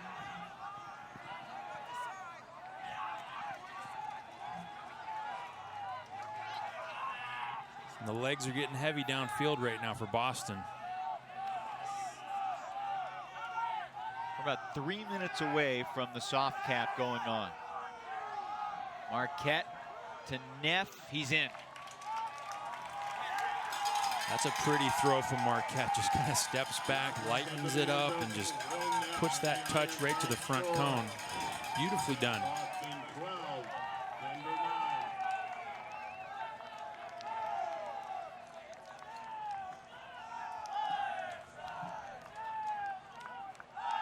Pretty set up here, and you see he just kind of snaps the wrist and pulls it back. You know, doesn't follow through, doesn't muscle it too much, just kind of picks his spot, makes sure it's in the right, you know, inside, in the end zone, make sure that Will Neff doesn't have to toe the line and just get it there. Get it to your receiver, let him make the play. And they needed that, you know. You can see Will Neff, he's tired. Lots of cuts on that point, long point, and a very important point. That's to go up 3. Boston's got to feel a little safer having just taken a 3-point lead with a couple minutes before the cap. Now, there still have been no breaks, Chuck, here in the second half. 8-6 at the break. And we have traded points. Both teams have had several chances, unable to convert the break since halftime. If Boston can close it out, we will have a return to the earlier years of this decade tomorrow. Both in 2010 and 2011, it was Revolver and Ironside meeting in the final. Ironside was back in the championship game 2 years ago, losing to this Johnny Bravo team, which has really turned over. I mentioned it earlier, but only 9 members of this team were on that team just 2 years ago, which is pretty incredible turnaround. Revolver still has 14 guys that were on the 2013 championship team, the year before Bravo won it in 2014. Yeah, it's a new generation, absolutely. And win or lose, they look good. I mean, they've got a bright future. Rawls looking up the line. Mickle plucks it out of the air stem. Somehow he stayed in bounds. That was pretty. And the Golden Boy makes the catch against some serious pressure. Boston 12 to Denver 10. Trying to fire everybody up after this play. And there's not a lot to look at, but you can see Jimmy makes the turn down the line, and Rawls just said, you know what, I'll throw it. I'll throw to Jimmy. And meanwhile, Christian Foster takes flight. Man, beautiful. Can't do much better than that. There's a great trust between Mark Rawls and Jimmy Mickle. One more quick announcement. There's the siren. Soft cap clock just expired. It'll go on after this next point. It'll either be 13-10 hard to 15 or 12-11 to 14. So if you haven't gotten dinner and you're still hungry, get back there and grab a beer on the way back. Little surprised that Jimmy's not on the field on this D point. I agree. Might as well ride your horses, right?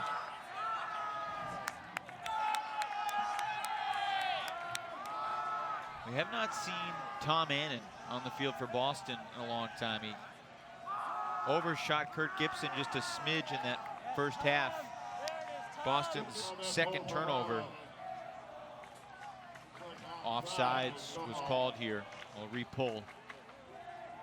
And, you know, as you would expect in a situation like this, lines get tightened up. It's just a warning.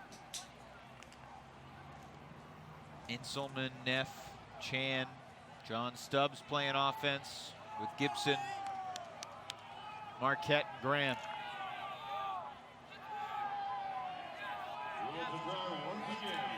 The Aussie launches the big backhand.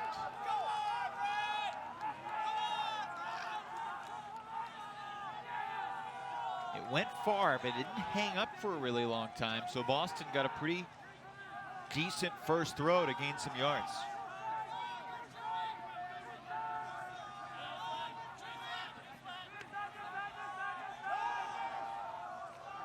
Tyler Chan had the drop on the second point of the game that allowed Bravo to break to go up 2-zip. Chan has been ever steady ever since.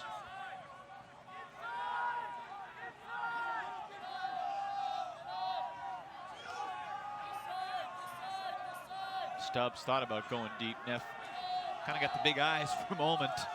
He did. Gibson marked by a dancing Stanley Peterson. Gains yardage, and Marquette thought the red line was the goal line. Instead, he'll pick up the assist. As Stubbs, I mean, he's got a little Joel Schlockett in him. Somehow he's always open. A different kind of player in some ways. But you understand what I'm saying? Doesn't it feel like he's always open right in the front goal line of the end zone? Yeah, always just recognizes those split-second moments where you have an opportunity to score a goal. There are guys like that, and I certainly was never one of them. But it's fun to watch, isn't it? Because they, you know, their eyes light up, right? They say, "Oh, ooh, I could catch a goal." If he doesn't look, if my defender doesn't look right now, I could catch a goal. Boston now 10 of 11 in the red zone in the game. This is a tall order. It's 13-10, so game hard to 15. Is that the rule? I mean, Denver's got to go on a run and go on a run now. Got to score 5 of the next 6 points.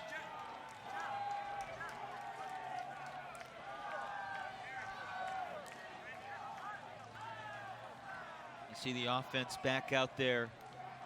Those 3 in the middle, Laurie, Mickle, Westbrook.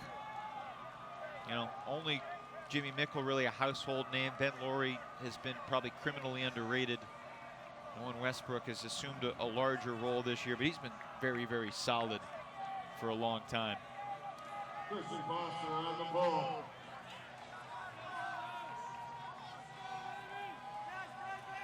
But in this game, it's really hard to do it by yourself. I mean, you need to have great teammates around you.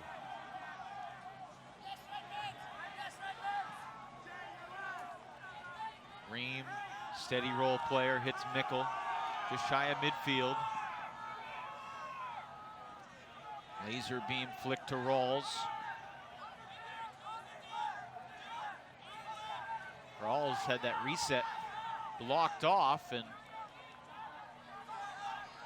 he must have called contact to reset the stall count perhaps, and then it looks like a timeout.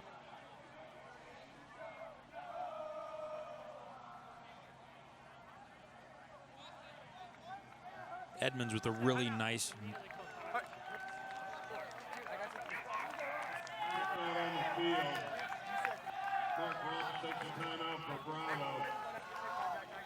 First time out of the second half. I didn't know.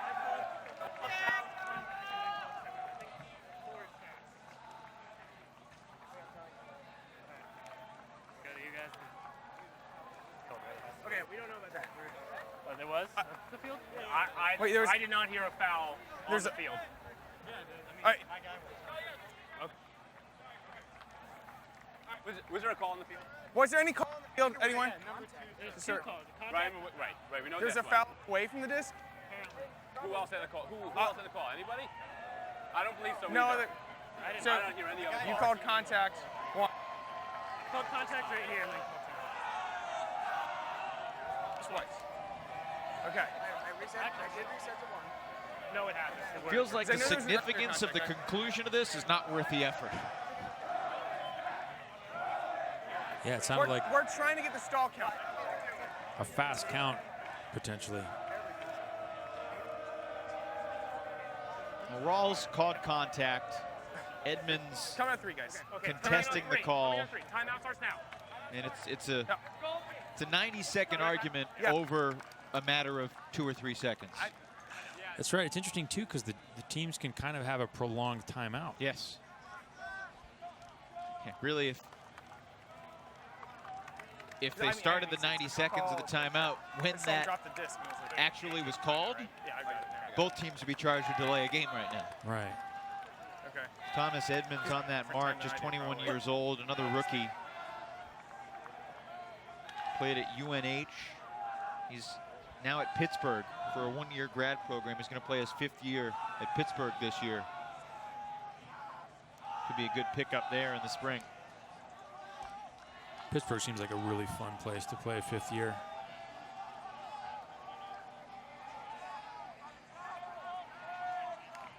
So Stahl coming on 3, I think, is where they settled. We're playing a game to 15.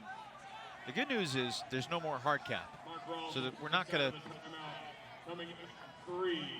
run out of time to finish this. There was a reset. Contact. Rawls marked by Edmonds. Here we go.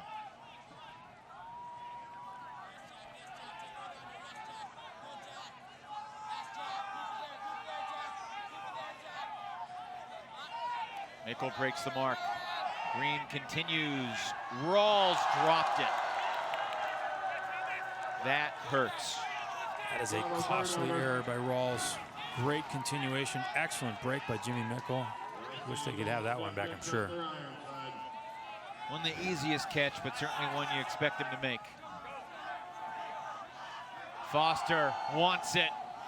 Jay Clark all alone for the score.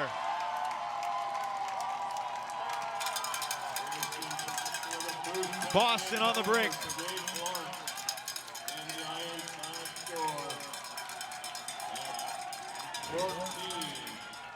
And watch this backhand. Perfect shape. Keeps it IO and just driven deep by Foster. And Jay Clark, what a contribution from him today. After Johnny Bravo's first red zone turnover in the game, Boston goes the full 70, and they do it really fast. And that's the kind of backhand that you wonder if Tulit can throw. Really driving it, full power shot, but keeping that IO rim. It's really, really difficult to do. A lot of guys can't do it. But if you ever wanted a lesson on how to do it, you just got one from Christian Foster. Beautiful throw, drives it all the way to that kitty corner back cone. Only one goal, but significant impact in lots of categories for this Ironside team.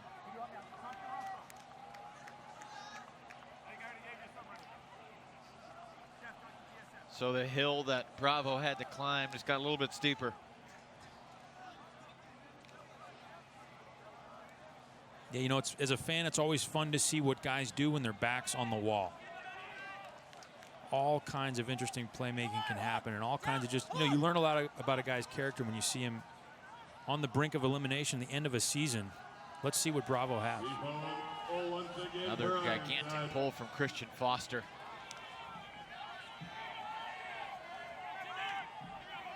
Westbrook from his own end zone. Wheeler.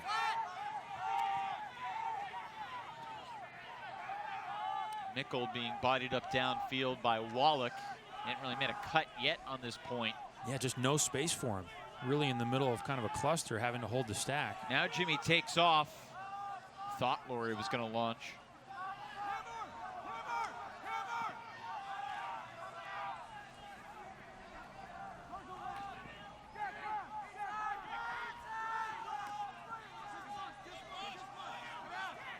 First thing for Bravo is just to take care of this offensive point. Hooker, body! Hooker, go! Hooker, gotta go! Hooker, gotta go! That's it, Hooker! Only twice in the second half has Bravo scored an offensive point without turning it over. Laurie kept it in, so there's the third clean offensive point of the second half for Denver.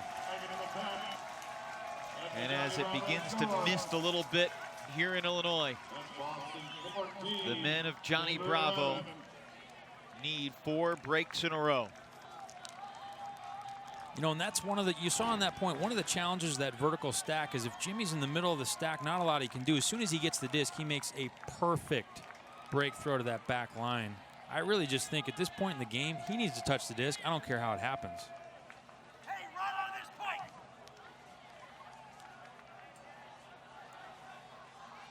It's an impressive toss.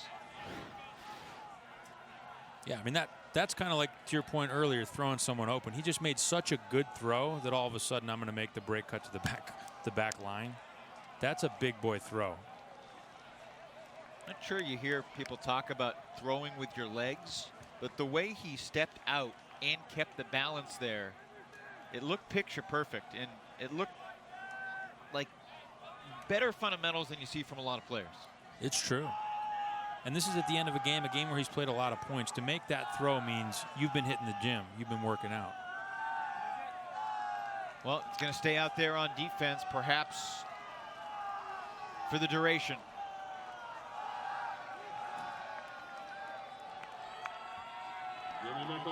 For Bravo. Boston has Stubbs still out there with Chan, Neff, Gibson,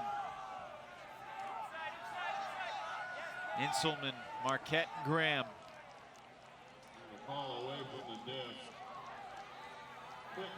Here's the thing.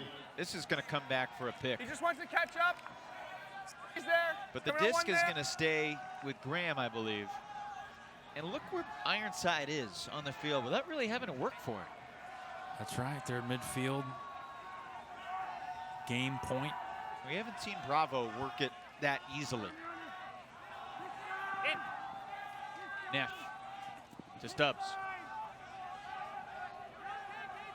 Looking for Gibson for a trip to the finals. Kurtz got it. Boston Ironside with its vets and its established newcomers on their way to the finals.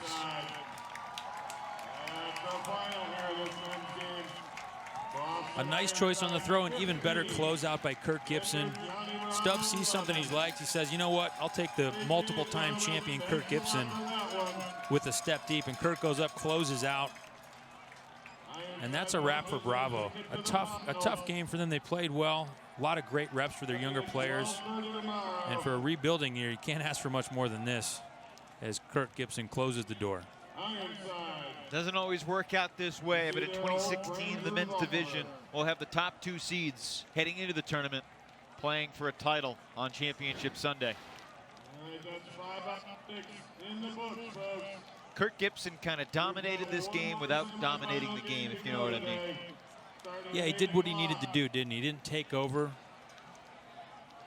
And honestly, as a fan, I wanted to see more throws go up to Jimmy. I think Jimmy's the kind of player that can beat, you know, almost anybody when he's got a step. But, you know, all the credit in the world to Boston. They put tons of pressure downfield, made it very difficult to find open looks. Kurt Gibson, already a reality TV star, but this is the much more important reality in his Ironside team on its way to the finals.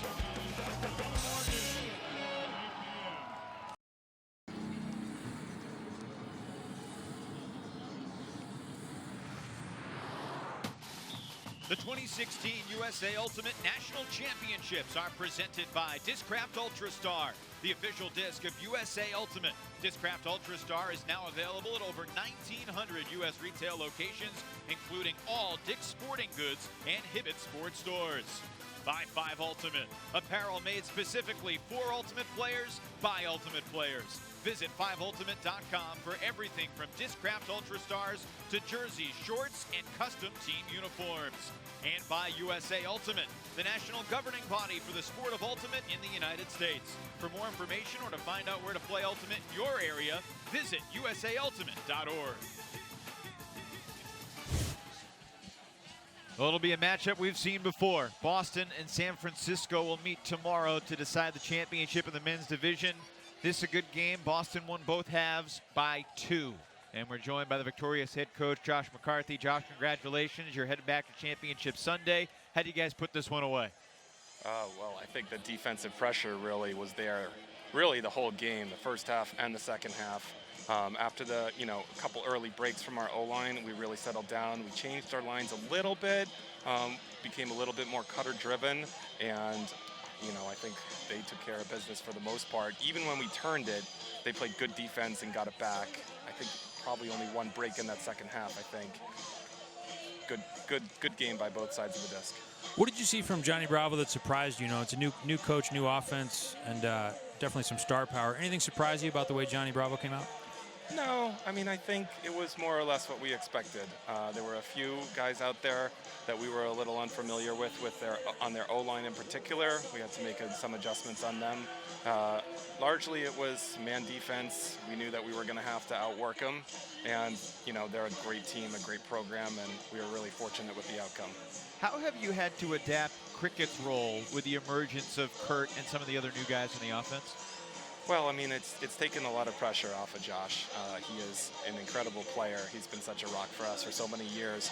We've leaned on him more and more over the years, and this year we're able to have a little bit more depth around him. Kurt's taken on, a really huge role for our offense, and it's enabled Cricket to really play a complementary role that's been outstanding.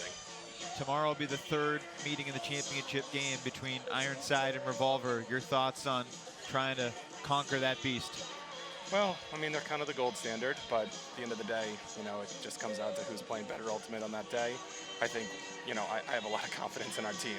It's not to take anything away from Revolver. They're an amazing team, an amazing program, but I'm certainly excited and confident about our chances tomorrow. I think a lot of people are looking at Ironside as the favorite, so you can wear that badge heading into tomorrow as well. Congrats on the win today, and we look forward to seeing you tomorrow, Josh.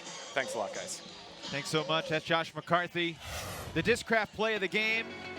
Well, player of the game, 5 Ultimate spirited player of the game is Kurt Gibson, who has had just an incredible year. Think about his last 12 months. He was on The Amazing Race on CBS. He traveled to a gazillion countries around the world. Then he played for Team USA, won a gold medal. Now he's up with Boston, the #1 seed, trying to win another national championship. Kurt, can you put into words what these past 10, 12 months have been like for you?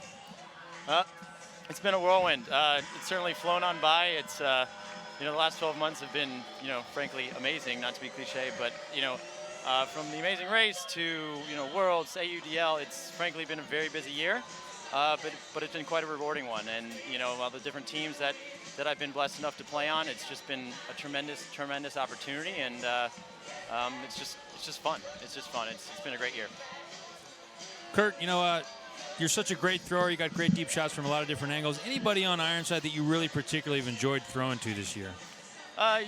Everybody just so talented on this team. Frankly, it's truly when they say it's a team game and it takes teams to win championships. Ironside is the epitome of that. I believe that, and frankly, everybody out there I have confidence in, and if guys are open, I'm going to be making that throw.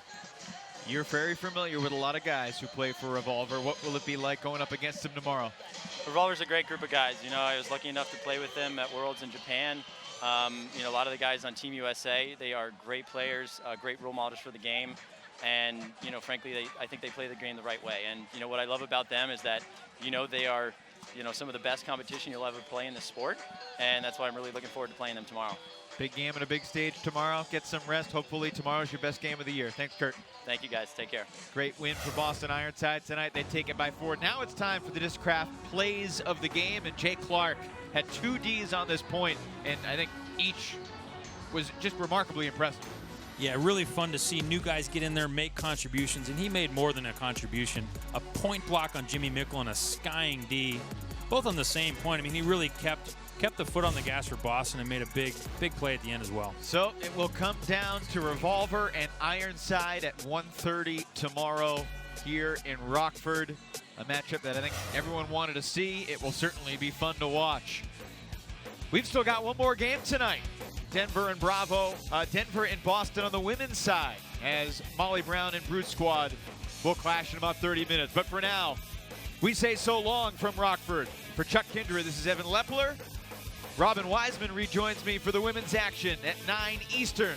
Boston over Johnny Bravo in this second men's semifinal. Thanks for joining us. We'll talk to you soon.